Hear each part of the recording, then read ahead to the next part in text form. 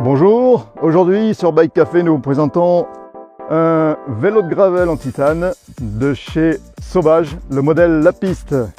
Un vélo conçu et assemblé en France. Il est ici présenté dans sa version V3. On va vous décrire ensuite les différences avec la version précédente. Un vélo qu'on peut acquérir en cadre nu, mais également en vélo complet avec un grand choix de configuration au travers du site qui va permettre de choisir différents éléments, les roues, le groupe, les périphériques. On détaillera ensuite les options dont il est équipé. Si on commence par le cadre, on va donc trouver des tubes double épaisseur avec pour les tubes un grade 3 par 2,5 et pour les éléments nécessitant un peu plus de rigidité tels que la douille de direction, la boîte de pédalier et les coquilles de patte arrière ici, on est en 4-6.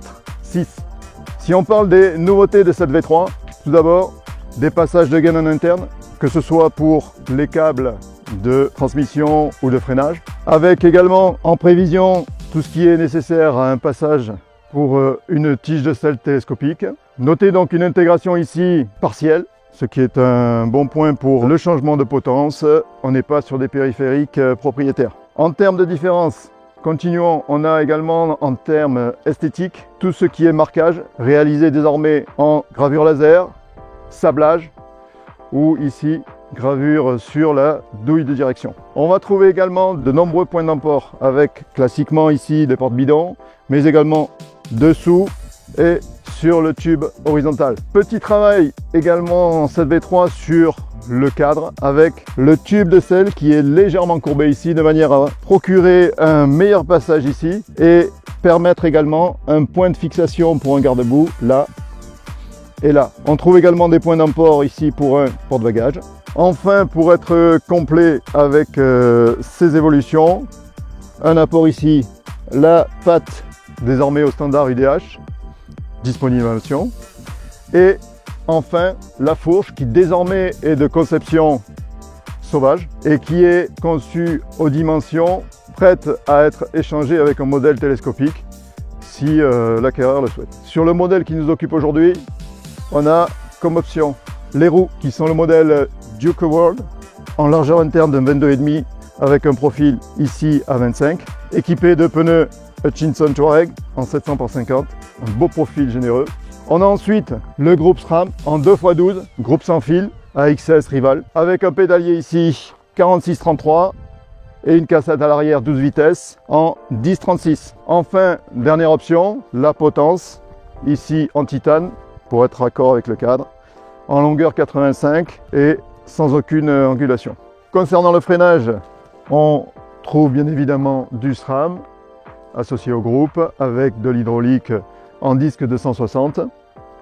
Pour terminer sur les périphériques qui eux sont de série, on va trouver le Centralu Ritchey modèle Ergomax en largeur de 44 avec une zone aplatie ici pour le confort, avec un flair de 40, un drop de 120, toujours du Ritchey pour la tige de selle ici, un alu en 31,6, équipé d'une selle sans marco. On est donc ici sur une configuration complète qui sort à 9,6 kg sans bidon, sans pédale, en taille 51, au prix de 3 890 €.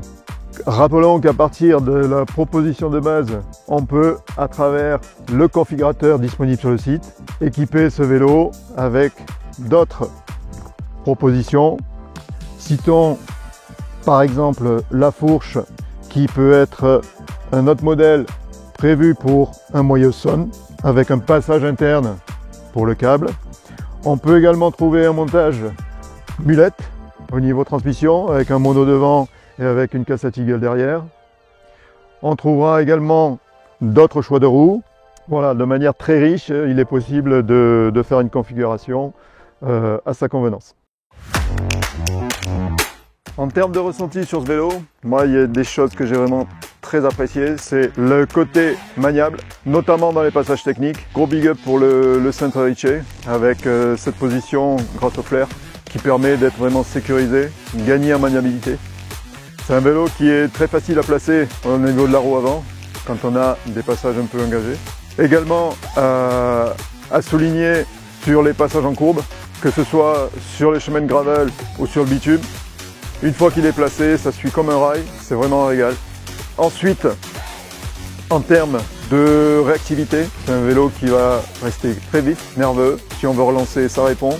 Et avec cet apport célèbre du titane qui apporte cette dose de confort toujours présente. Mention pour les pneus ici en 50 qui offre un ballon très généreux, qui participe grandement à la maniabilité, au placement, avec une dose de confort naturellement. A contrario, si vous avez un programme un peu plus polyvalent, avec des chemins plus variés, une part plus importante de bitume, on va peut-être passer sur des pneus en 40 qui sont proposés de base et une transmission qui peut s'avérer un petit peu limite ici en 46-33 selon les ascensions que vous avez à affronter. On pourra passer sur une transmission différente pour l'adapter à son programme. On retiendra que ce vélo est personnalisable à travers le site avec de nombreuses options et du stock disponible rapidement.